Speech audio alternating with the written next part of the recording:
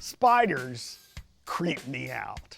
I mean, I just have never liked spiders. I was born with arachnophobia, okay?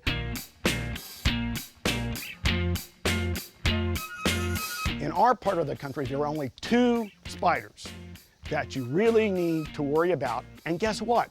They don't like living out here in the woods. They like living in close to home with you. The first one is, I think most people are familiar with, it's called the black widow. This is about a spider that's about a 1/2 inch long, and it's very easy to identify because it has a shiny, bulbous abdomen that's shiny and black, and it also has on the underside this bright red hourglass marking.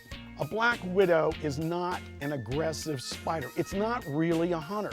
What it does in and around your home is it seeks out hidden, dark, dry, cool places, and it waits for its prey to come to it. Another classic place, if you're one of those people that still doesn't see the benefits of indoor plumbing, and I think you should, is the seat in the outhouse.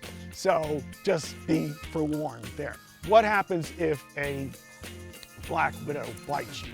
The bite is going to feel like a needle going in. Sometimes a black widow will bite you and not put any venom in at all.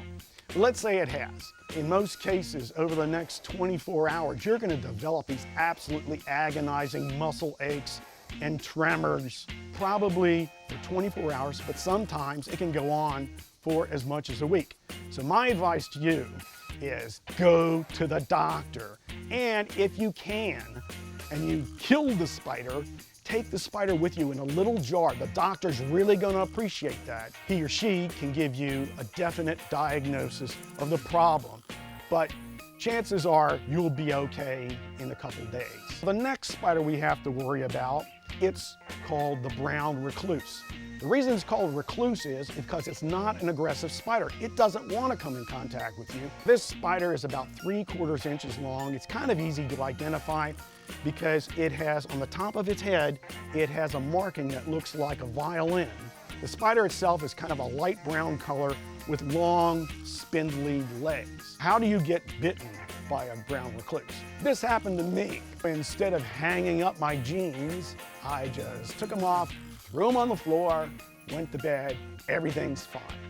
Next morning, get up, first thing I do, put on my jeans, I go out.